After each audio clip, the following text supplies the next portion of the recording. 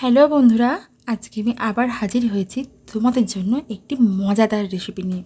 তোমরা দেখতেই পাচ্ছ যে আমি চিচিঙ্গার রেসিপি নিয়ে আজকে হাজির হয়েছি।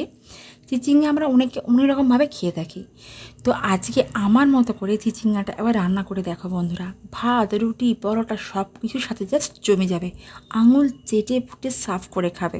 তাহলে চলো রান্নায় যাওয়া যাক। এখানে একটা কড়া নিয়েছি, কড়াটা প্রথমে একটু গরম করে নিয়েছি। তারপরে আমি এর মধ্যে দিয়েছি 4 থেকে 5 টেবিল স্পুন সাদা তেল। তেলটা একটু গরম হয়ে গেলে প্রথমেই আমি এখানে দিয়ে দিচ্ছি একটা গোটা শুকনো লঙ্কা। তারপরে দিচ্ছি 1 টিস্পুন কালো গোটা জিরে। এরপর দিচ্ছি আমি 1 টিস্পুন সাদা গোটা জিরে। এরপরে আমি দিয়ে দিচ্ছি 1 টিস্পুন পানমৌরি। এই সমস্ত উপকরণগুলো দেওয়ার পর আমি এবার এর মধ্যে দিয়ে দিচ্ছি একটা গোটা কাঁচা লঙ্কা মাঝখান থেকে কেটে নিয়েছি। ঝালটা তোমাদের ইচ্ছে মতো বাড়িয়ে বা কমিয়ে নিও। এরপর আমি এখানে দিয়ে দিচ্ছি আমার কেটে টুকরো করে রাখা আলুগুলো। আলুটা যেহেতু একটু শক্ত হয়, সেদ্ধ হতে সময় লাগে, তাই আলুটা আমি ভালো করে আগে একটু ভেজে নেব। আমি এর মধ্যে ভালো করে নাড়াচাড়া করতে করতে এটা মিডিয়াম টু লো হিটে 3 থেকে 4 মিনিট ভালো করে আলুটাকে ভাজতে থাকলাম। দেখতেই পাচ্ছ আলুর কালার চেঞ্জ হয়ে গেছে, আলু খুব সুন্দরভাবে ভাজা হয়ে গেছে। এবার আমি এই পর্যায়ে এখানে দিয়ে দিচ্ছি আমার কেটে টুকরো করে রাখা চিচিঙ্গাগুলো দেওয়ার পর আমি ভালো করে নাড়াচাড়া করছি এবং এটাও আমি মিডিয়াম টু লো হিটে 3 থেকে 4 মিনিট ভাজলাম ভালোভাবে। এই পর্যায়ে এবার এখানে আমি দিয়ে দিচ্ছি পরিমাণ মতো নুন, তাহলে এটা খুব ভালোভাবে সফট হতে সাহায্য করবে। এবার আমি এখানে দিয়ে দিচ্ছি 1 টেবিল স্পুন ধনে গুঁড়ো, 1 টেবিল স্পুন দিচ্ছি হলুদ গুঁড়ো, 1 টেবিল স্পুন দিচ্ছি লঙ্কার গুঁড়ো, 1 টেবিল স্পুন দিচ্ছি জিরে গুঁড়ো, আর দেব 1 টেবিল স্পুন চিনি।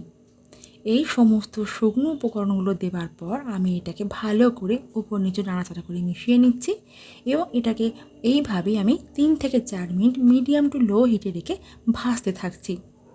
এটা ভালো করে ভাজা ভাজা মতো হয়েই গেছে, তোমরা দেখতেই পাচ্ছ। এবার আমি এই পর্যায়ে এখানে অ্যাড করে দিচ্ছি আমার কুড়োনো নারকেলটা। আমি এখানে একটা গোটা নারকেলের একটা আধখানা মালা নিয়েছি, সেই মালাটা কুড়িয়ে যতটা নারকেল হয়েছে ততটা আমি এখানে ব্যবহার করেছি।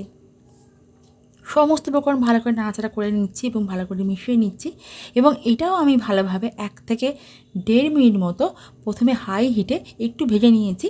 তারপর এটা মিডিয়াম টু লো হিটে আমি 3 থেকে 4 মিনিট ভালো করে নাড়াচাড়া করে ভাজতে থাকছি। এর মধ্যে আমার সবজিগুলো খুব ভালোভাবে সেদ্ধ হয়ে গেছে, নরম হয়ে সফট হয়েই গেছে। এই পর্যায়ে আমি এবার আমার হিটটা অফ করে দিলাম। আজকের আমার এই নারকেল কুড়ো দিয়ে চিচিঙ্গা আলু ভাজা একদম কমপ্লিট। তাহলে তোমরা তো দেখতেই পেলে বন্ধুরা যে আজকে রান্নাটা আমি কিভাবে বানালাম। তাহলে তোমরাও বাড়িতে চটপট বানিয়ে ফেলো আর আমাকে জানিয়ে দাও তোমাদের কেমন লেগেছে। আমাকে কমেন্ট সেকশানে এটা জানাতে ভুলো না তোমরা আমার কাছ থেকে নেক্সট আর কী ধরনের রেসিপি দেখতে চাও। আমার আজকের এই রেসিপিটা দেখার জন্য অসংখ্য ধন্যবাদ বন্ধুরা, আর আমার সকল সাবস্ক্রাইবার ফ্রেন্ডদের জন্য তো অজস্র ভালোবাসা।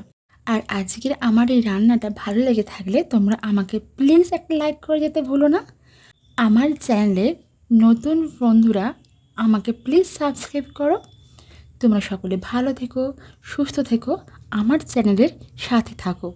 আমি আবার ফিরবো তোমাদের জন্য নেক্সট অন্য আরও নতুন ধরনের কোনো একটা রেসিপি নিয়ে। আজকের মতো টাটা।